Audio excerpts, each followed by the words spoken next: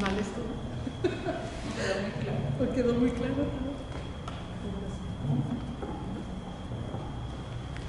Bueno, yo puedo tomar la palabra y primero agradecer el aporte a Margarita por las presentaciones y abordar este tema tan sensible y tan en la mente de todos nosotros. Y bueno, es interesante los contrastes que han hecho entre los tres diferentes casos, diferentes formas de violencia en las áreas de la ciudad. Y bueno, sé que es otro caso, pero lo trae a colación el caso de Puerto Vallarta, porque es algo que he estado observando a través de los años. Mis papás van ahí y voy a visitar. Y me llama la atención las diferencias ahí en Puerto Vallarta con los otros tres casos, porque me parece que en primer lugar no hay una militarización. Y al parecer el turista ahí va a caminar por las calles a todas horas de la noche y nadie se preocupa por la seguridad. Y las policías ahí andan ahí con las pistolas. Entonces, o sea, tengo ciertas hipótesis que, o sea, platico con la gente de ahí. Y yo creo que tiene mucho que ver con que es una plaza consolidada y que ahí sí hay mucha inversión en el sector inmobiliario, pero también en restaurantes y no hay nuevamente esa inseguridad aparentemente para el turista en ciertas zonas más populares. Entonces, bueno, la pregunta es si es algo que ustedes han tomado en cuenta en sus comparaciones en los diferentes casos, ese nivel de lo que podemos llamar consolidación de una plaza o el contrario, que tanto hay un conflicto entre los diferentes grupos grupos criminales.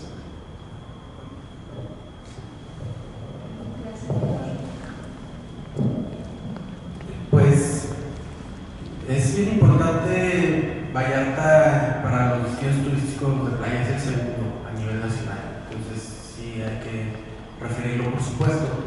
Yo lo que he visto que ha pasado ahí es una multiplicidad de agravios en contra de los turistas.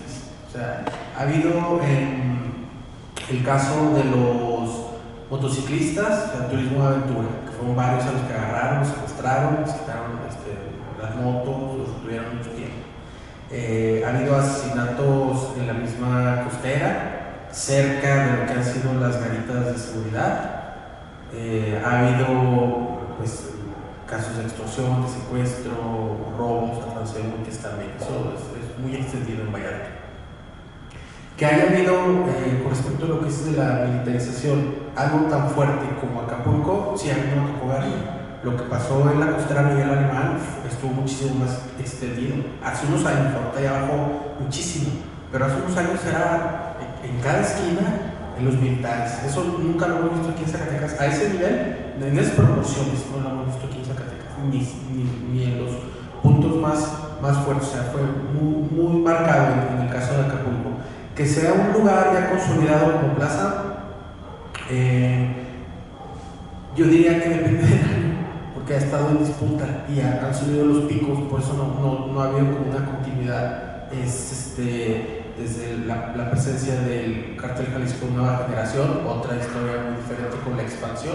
Previo a eso, con los acuerdos que se tenían, sí hubo más una consolidación de plaza que se reflejaba incluso en la venta de estupefacientes. Yo, por ejemplo, rastré incluso lo que son páginas de turismo que te hablan de cómo puedes tú como extranjero llegar y solicitar drogas. Está abierto, se puede meter y lo pueden encontrar fácilmente. O sea, lo único que tienes que hacer es llegar y preguntarle a algún mesero o a alguien que te esté atendiendo y rápido vas a llegar. O sea, es abierto realmente ese tipo de oferta en los puertos. Entonces, pues, si se ha ido acentuando y es algo que no le conviene a los agentes criminales que cambien. Incluso en un nivel mayor pensaría yo después de Vallarta, ¿qué sigue? Pues Cancún. Y en Cancún, que hemos visto en los últimos años, también estos casos que son bastante sugerentes, ¿no?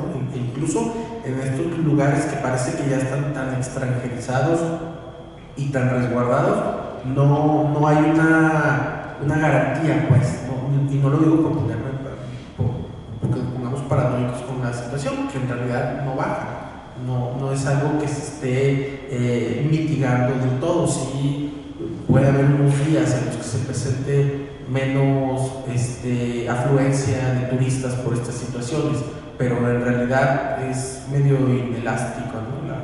la demanda. No sé si tú quieres. Bueno, yo en especial creo que todavía no estamos en condiciones de determinar si una plaza está consolidada o no. Yo lo que he tratado de estar argumentando ahorita es que sí creo que están en etapas de desarrollo distintos los tres destinos, ¿sí? Y en este caso estoy totalmente de acuerdo contigo, Darcy, en el sentido de que en Puerto Vallarta es una dinámica totalmente distinta, ¿sí?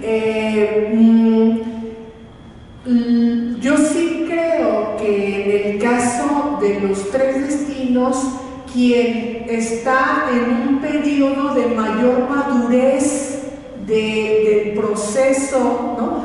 es Acapulco, ¿sí? En el sentido de que es mucho más evidente que ahí se ha pasado primero por una violencia exorbitante, posteriormente a una militarización y ahorita sí, creemos que están en la etapa donde el capital criminal está en actividades de inversión en el inmobiliario, en el capital inmobiliario, en el turístico, en el comercial, en la provisión de servicios, ¿sí?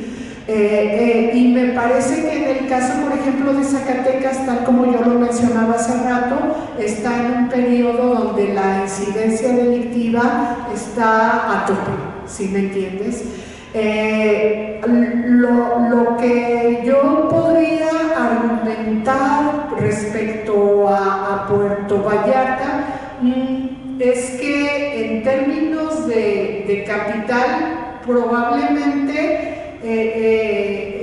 las contradicciones del capital criminal con el capital turístico, inmobiliario, comercial o de servicios no son tan violentas como pudiera suceder o en Acapulco, o en Zacatecas o en los últimos meses en Guadalajara, ¿no? Donde en octubre y en noviembre Guadalajara llamó mucho la atención porque precisamente en su zona más exclusiva del área metropolitana, que fue en Andares, hubo eventos de violencia muy fuertes, ¿no? Entonces yo en este momento no creo que todavía esté para clasificar si hay consolidación o no. Yo sí creo que más bien están en etapas de desarrollo distintas. Buenas noches. La primera es una pregunta y la segunda una provocación. La primera es saber si su trabajo va a poder responder esta pregunta que surge acerca de por qué el impacto no es real hacia el turismo y por qué sí a la ciudadanía. Y lo segundo, la provocación que veo es que se nota mucho la presencia de los medios de comunicación en su trabajo de investigación y quisiera sumarme a investigar desde ahí porque están haciendo pues análisis acerca de la percepción de los medios de comunicación entre las comunidades, pero sí lo noto ausente y sería sumamente interesante revisar el papel de los medios de comunicación en la incidencia de seguridad. Sobre todo, pues me dio mucho gusto que al final de la investigación parecía la tendencia a darle positivo a las explicaciones que da el propio gobernador David Monreal, en donde asume Sin embargo, pues al final con lo de que el efecto es real, pues vemos que no es un fenómeno de percepción y eso me alegra y a mí me encantaría sumarme a eso. Ok. Bueno, ¿no crees que primero una sesión sí, mejor y luego les contesto? Porque unos poquitos y sí, aprovecho. Okay. Bueno, y aprovechando que tomo el micrófono, les pido por favor, anda una lista de registro, Humberto, no sé si ya ve siendo circular para que nos regalen por favor sus datos de asistencia, por favor. Gracias. Bueno, hacemos una intervención más, adelante. Hola, muchas gracias por las dos presentaciones, me parecieron también muy relevantes y de hecho no conozco ni sé mucho sobre los temas, pero las preguntas, bueno, en particular son dos preguntas y la primera sería acerca de este contexto de, por ejemplo, digamos, capital criminal, como mencionan. En el caso de Acapulco, digamos, en torno a esta configuración de este capital criminal, ¿ha habido por lo menos, o ustedes han observado en estas investigaciones que han realizado, una reconfiguración, por ejemplo, de los cacicazgos, que se sabe que, por ejemplo, en el caso de Guerrero, es un fenómeno que ha existido desde, bueno, hace décadas y es parte de la estructura del poder político, económico de esa entidad, ¿no? Es decir, cómo se han reconfigurado esos cacicazgos y qué papel tienen en la actualidad, ¿no? En estos procesos que tienen, que ustedes mencionan de acumulación de capital en torno a este capital criminal.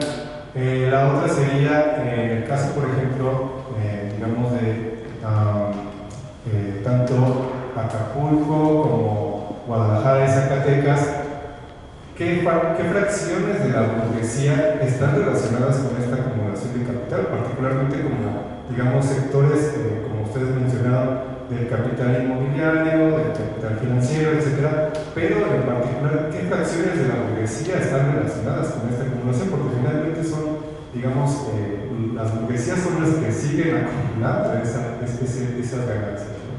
Y, bueno, ¿cuáles serían sus relaciones también con estos grupos que finalmente están operando en diferentes territorios y que están llevando a cabo toda esta acumulación? Muchas gracias. Gracias. Una intervención más y hacemos.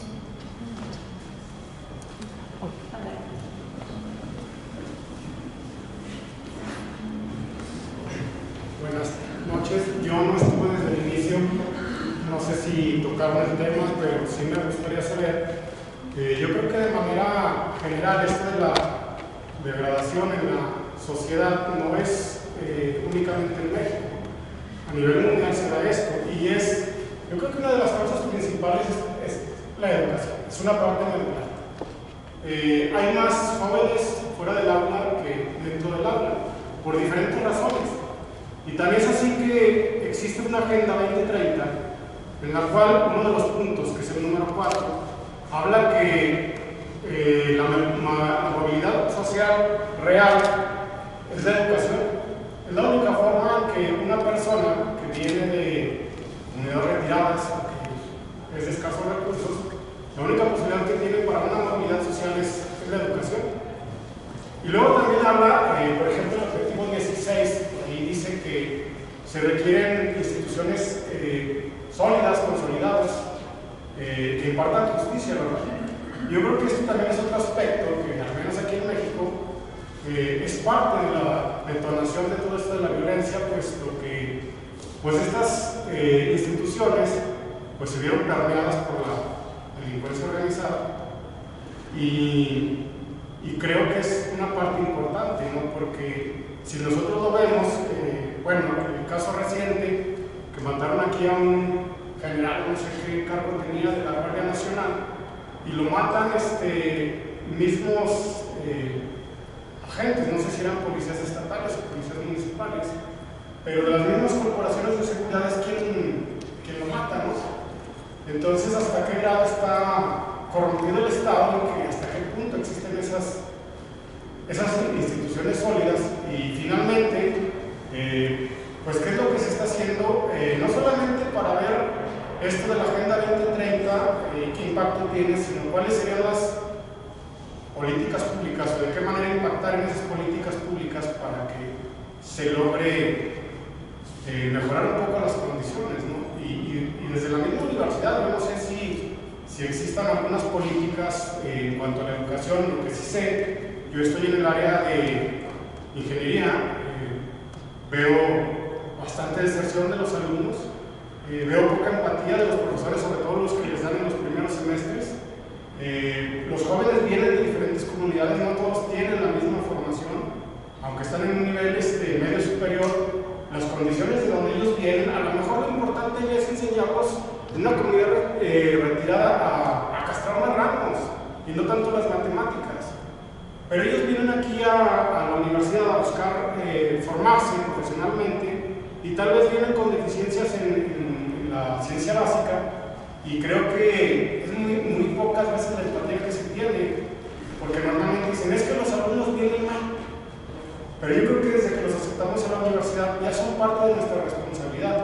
Y no sé también, pues bueno, sabemos que existe un foro de reforma, no sé si esos temas son temas medulares, qué se va a hacer con todo esto de la deserción, con la reputación, etc. Gracias. Muchas gracias. ¿Quién gusta intervenir?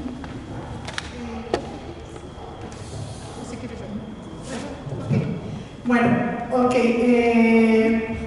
empiezo.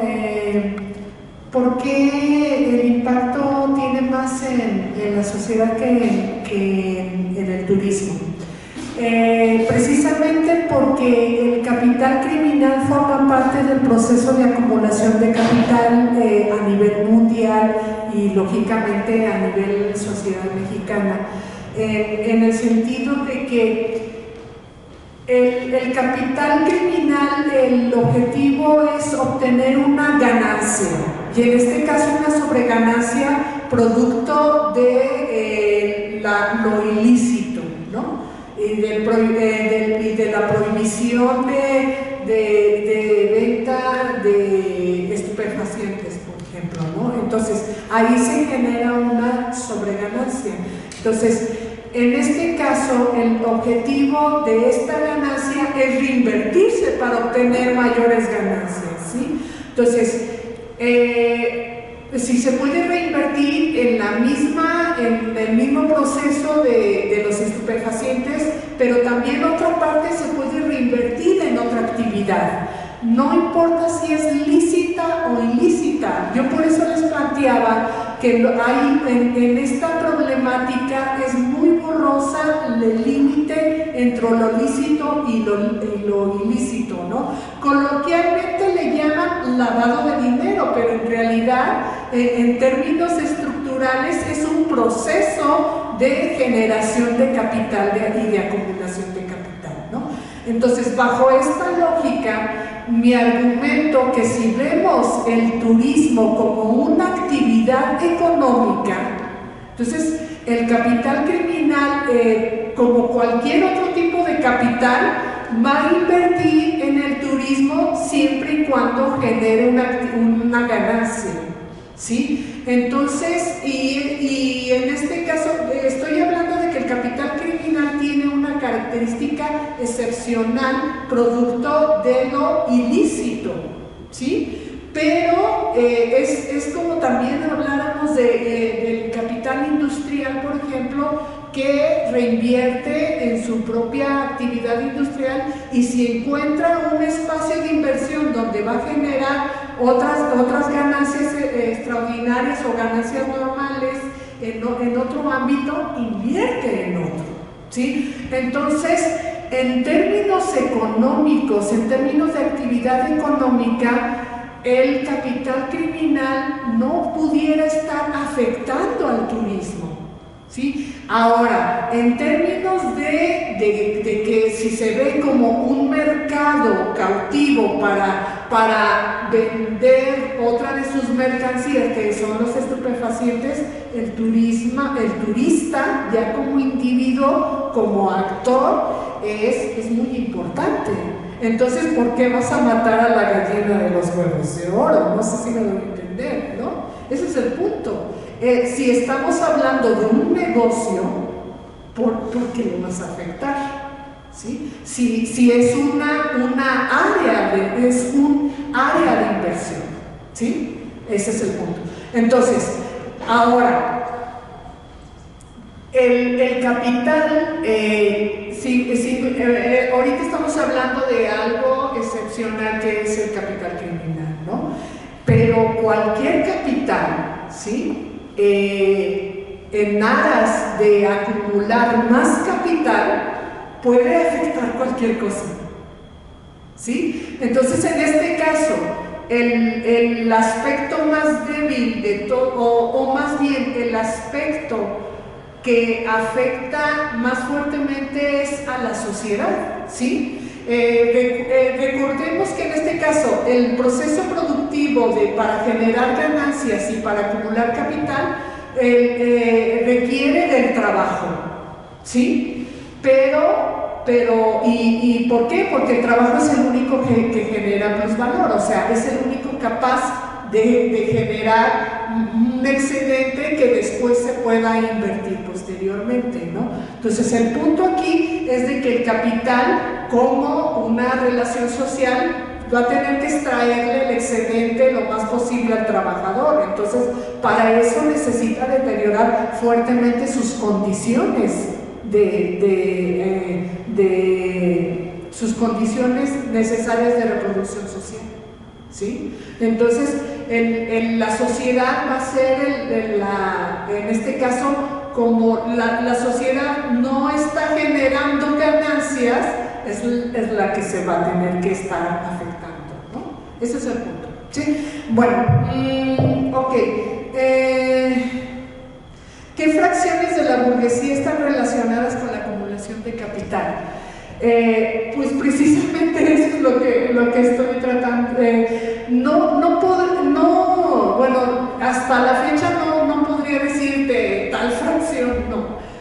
Nos queda claro que el capital criminal forma parte del capital como clase social, ¿sí? O sea, es una parte de la clase capitalista social, ¿no? Entonces, en este caso, ¿sí? Forma parte de la burguesía, ¿sí? Y en unos ámbitos va a invertir en cuestiones ilícitas porque generan ganancia que se pueden reproducir, ¿no? Entonces, me parece,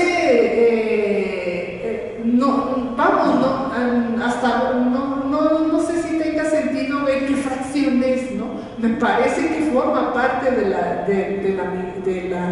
la burguesía, porque en realidad es una clase social que está estimulando que se reproduzca la sociedad capitalista, y tal como lo decía el profesor, esto no es un ámbito nada más de México, ¿no? En realidad esto ya es en dimensiones ampliadas a nivel global, ¿no? Entonces para mí no podría decirte qué tal fracciones es específica, ¿no?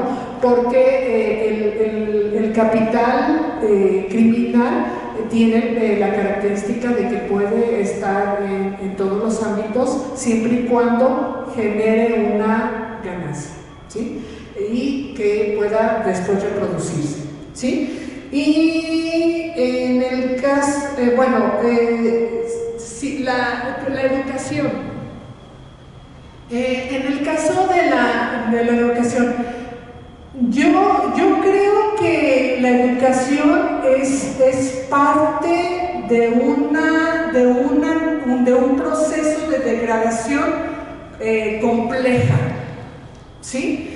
O sea, me parece que más bien el punto aquí es que el trabajo o la población, que en este caso es que no tiene otra cosa más que vender su fuerza de trabajo para vivir, ¿sí?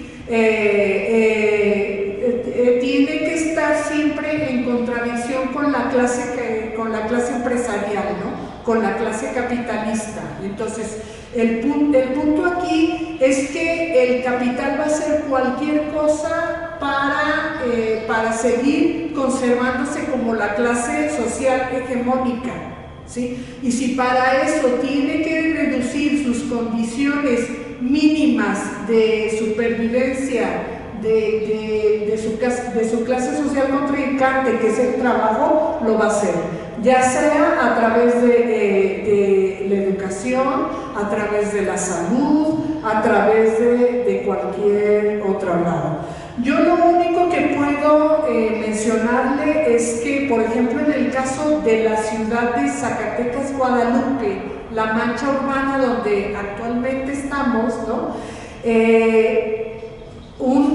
En términos, la Universidad Autónoma de Zacatecas, sobre todo cuando cumplió su papel de proveer una universidad pública y popular, en términos, por ejemplo, de reducir al mínimo sus cobros a los estudiantes, en términos de indicadores de nivel educativo, la ciudad de Zacatecas se convirtió en una ciudad con de los mayores niveles de educación a nivel nacional. Nada más estaba más alta Querétaro, Chihuahua y la Ciudad de México, ¿sí? O sea, pero eso no explica, o me parece que eso no diría, no podría decir que eso es una condición para que Zacatecas se convierta en una, económicamente y socialmente, en una ciudad totalmente activa, dinámica. No hay tal cosa, ¿no? En términos económicos, la ciudad de Zacatecas es de las menos generadoras de riqueza, ¿sí? Entonces, lo que estoy tratando de argumentar que la educación no es un factor así determinante, ¿sí? Sino que más bien es un factor que contribuye, ¿sí?, junto con otros para que se pudieran crear las condiciones para mejorar una sociedad o para generar modelos alternativos de desarrollo, ¿sí? Gracias. Pues muy interesantes todas las cosas que dicen, nos da pie para pensar los temas desde otras perspectivas. Esto de la población pues es clave para entender esto de la dinámica de la obtención del plusvalor, sobre todo lo que tiene que ver con la intensificación de las labores, el alargamiento de la jornada laboral y la baja de los salarios. Eso es muy evidente, sobre todo en Acapulco. Y Acapulco, Zacatecas y Guadalajara, en ese orden se ve. En Guadalajara es donde menos, pero en Acapulco es muy evidente, y lo ves en los cinturones en la periferia que se van gestando a partir de eso en las últimas décadas. Estoy hablando de los trabajadores de los hoteles de 5 estrellas, que son los que estuvimos revisando. Los de ahí para abajo pues tienen condiciones todavía muchísimo más precarias. El tema del periodismo es todo un tema y es bien interesante en esta temática, porque el periodismo ha asumido en los últimos años un rol que han dejado de asumir otros agentes que lo deberían estar asumiendo, como el propio Estado. Entonces, es el periodista el que acaba informando de las cosas, ya no es tanto la oficina de comunicación social haciéndose responsable por mantener informada a la gente, que es parte de un derecho humano. O sea, es el periodista el que ha dado la cara en ese sentido. Y hay otras cosas que decir al respecto. O sea, no todo es positivo desde el ámbito periodístico, porque hay que atender a los criterios editoriales que, por ejemplo, están creando información muy sensacionalista, con sesgo, muy amarillista para vender. Esto vende muchísimo, o sea, el morbo es muy útil. Y se le ha tratado de poner también restricciones a la propia prensa en ese sentido, pero la prensa ha llevado los peores costos. Este es el caso de Javier Valdés y demás, ¿no? Con esta situación del asesinato a los periodistas, y en un nivel mayor cómo se ha funcionalizado el trabajo del periodista más allá del mutismo. O sea, el mutismo era lo que el grupo criminal que está en determinado lugar quiere tener a su disposición. Yo hago esto, tú no hables el ámbito clandestino a mí me sirve, pero ahora se ha llevado a otro nivel a las redacciones y las han funcionalizado para que publiquen ciertas cosas, para que les sirvan como emisarios, una multiplicidad de cosas son las que se han visto en los últimos años.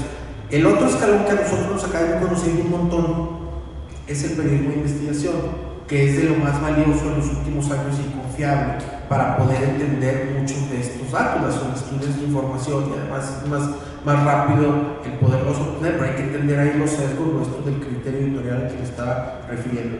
La parte del cacicazgo tradicional en Acapulco ha estado asociado a problemas como el cultivo del opio muy fuerte, pero también algunas otras cosas que tienen que ver con la trata y estas mafias que están. Y esto ya se ha reconfigurado, porque por ahí tuvimos acercamiento con algunas tesitas de maestría y estaban justamente interesadas en esto. Es decir, la academia está viendo aquí pues, estas maneras que puede empezar a jalar para entender estas problemáticas que tienen que ver entre lo tradicional y lo nuevo que está llegando. Y que llega el Cártel Jalisco Nueva Generación y parece que reconfigura.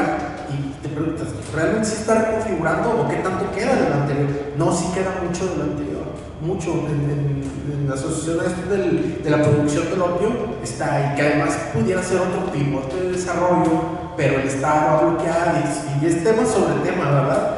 Y es funcional sobre todo a estos grupos de interés, ya sea políticos, ya sean económicos. ¿Qué fracciones de la burguesía son las más beneficiadas? A mí me parece una pregunta interesante. Bueno, luego, por burguesía es un término que todos nos lo apropiamos y metemos allá que queremos. Habría que ver a quiénes nos estamos refiriendo. Pero yo, en esos grandes grupos de poder, pensaría en las escalas que tienen que ver con el capital financiero, bajando al sector inmobiliario e incluso con la parte que tiene que ver ya con los propios servicios privados en las ciudades. O sea, ya es el empresario que está viendo que no baja la demanda en lo que tiene que ver con las cámaras, en lo que tiene que ver con el entrenamiento de perros. O sea, todos esos mercados que se están estimulando en torno a esto. Y hay algunos que tienen más escrúpulos que otros, pero generalmente los que están en la pirámide o en la cúspide de esa pirámide son los que menos escrúpulos tienen. O sea, la industria armada, por ejemplo, los que venden balas y tejas, etcétera, no quieren que esto termine, no les conviene que esto termine. El corrompimiento del Estado, bueno, muy brevemente, hace poco tuvimos a Astorga en uno de los eventos y viene muy bien la perspectiva de él o de Rina Rox o de Jaime Osorio al entender esto. Es una pregunta que siempre surge en este tipo de dinámicas. ¿Qué tanto el Estado está cooptado por los grupos criminales? En resumen, los grupos criminales en México no nacen a la par del Estado, porque por eso algunos medios de comunicación surgen y dicen hay un pacto entre ellos, o ya doblegaron al Estado, o tenemos un narcoestado. No, los grupos criminales nacieron subordinados al Estado. Esa es la realidad de las cosas. Después se da un proceso de autonomía relativa, como han denominado algunos autores. Es decir, hay que entender por regiones como algunos sí han cooptado algunas presidencias municipales, pero no es lo mismo cooptar un Estado, una entidad entera. Entonces, de pronto en algunos tienen más relevancia, en otros menos. Hay que entenderlo un poco regionalmente. Y finalmente, esta parte de la educación. Yo diría, no hay ninguna alternativa a estas problemáticas de violencia, de inseguridad, que no tomen en cuenta la educación. Todas las toman en cuenta. Y para rematar, simplemente diría, la UAS es un ámbito, un espacio donde podemos ser congruentes con el perfil humanista y atender temáticas en torno a la violencia, a la inseguridad. Aquí tendríamos que estarnos ocupando de estas temáticas para los que estamos en la ciencia social y demás, para compartirlas con los colegas, ¿no? Pero va a terminar siendo un soporte, evidentemente. No hay ninguna experiencia donde más o menos haya podido superar parte de esta problemática a escala global que no haya considerado la educación. Y yo con eso concluyo. Gracias. Bien, muchas gracias, doctora Margarita y doctor Jorge. Estamos sobre el tiempo, pero si hubiera alguna persona más que guste preguntar algo, hacer alguna aportación. Adelante. Bueno, yo no sé nada del tema, solo me quedé con una idea, sí, de lo que decía la doctora Margarita sobre lo de que no hay evidencia de que la caída del turismo no genere dinero, ¿no? O remedios, o aporte algo al Producto Interno. Y por lo que dicen de los periódicos, a lo mejor también hay como una cosa oculta, porque el rumbo o la imagen que se tiene de la entidad es que es un estado violento y la gente no viene, aunque entiendan ciertas cosas, no vienen. Por ejemplo, los migrantes saben que son asaltados en las carreteras, les quitan sus cosas, todo lo que traen. A veces ahora se vienen en caravanas. Y por ejemplo, pues gente de Estados Unidos, de Zacatecas, ¿no? Que están en la frontera, no vienen por lo mismo, incluso familiares o gente que vive en la Ciudad de México no vienen a ver a la gente porque dicen es que está fatal. Y eso no se ve, pues. Entonces, ¿eso cómo se registra o cómo? Sí, bueno, ok. Yo decía que hasta diciembre del 2021 no hay evidencia de que la actividad turística haya sido afectada por la incidencia delictiva, ¿sí? Pero efectivamente hay que hacer ciertas acotaciones, ¿sí? El turismo en todo México ha habido una tendencia a disminuir fuertemente la afluencia de turistas extranjeros. ¿Qué significa? Que la mayoría del turismo en México está basado en el turismo interno, ¿sí? En el caso de Zacatecas, el 98% de los turistas son mexicanos. El 3% viene del extranjero, ¿sí? Entonces, estoy totalmente de acuerdo y en eso sí es cierto. Los migrantes, ante esta pronunciación de incidencia delictiva que ha estado sucediendo en Zacatecas, están diciendo no voy a ir a Zacatecas, ¿sí? Es verdad. Y por ejemplo, bueno, alguna vez en el extranjero yo planteé una plática muy parecida a esta y los turistas extranjeros me dijeron no vamos a ir a Zacatecas, no vamos a ir a México, ¿no? No vamos a ir porque está demasiado violento, efectivamente, ¿sí? Pero en términos, pero el turismo interno sigue funcionando, ¿sí?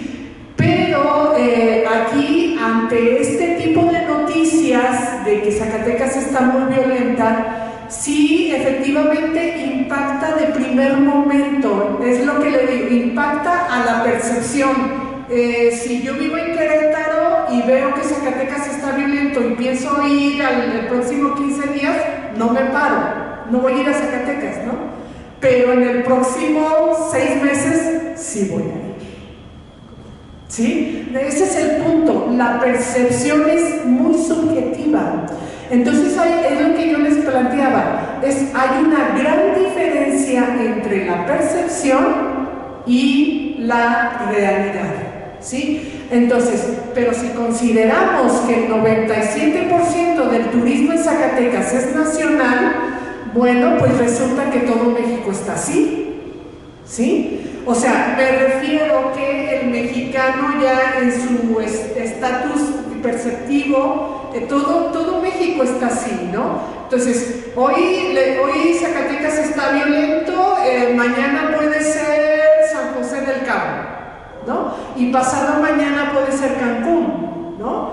Y a lo mejor seguimos otra vez Acapulco, Morelia, etcétera, ¿no? Entonces, en términos de percepción, ya el mexicano también se está adaptando Entonces, si hoy no voy a Zacatecas, dentro de 8 meses, el año que entra, voy, ¿no? Y ahorita si Zacatecas está violento, pues ahorita voy a Querétaro y el año que entra voy a Zacatecas, ¿sí? De todos modos, todo el país está así, no sé si me doy a entender. Entonces, esa es la percepción, ¿no? La subjetividad que nos viene con las noticias, etcétera, etcétera, ¿no?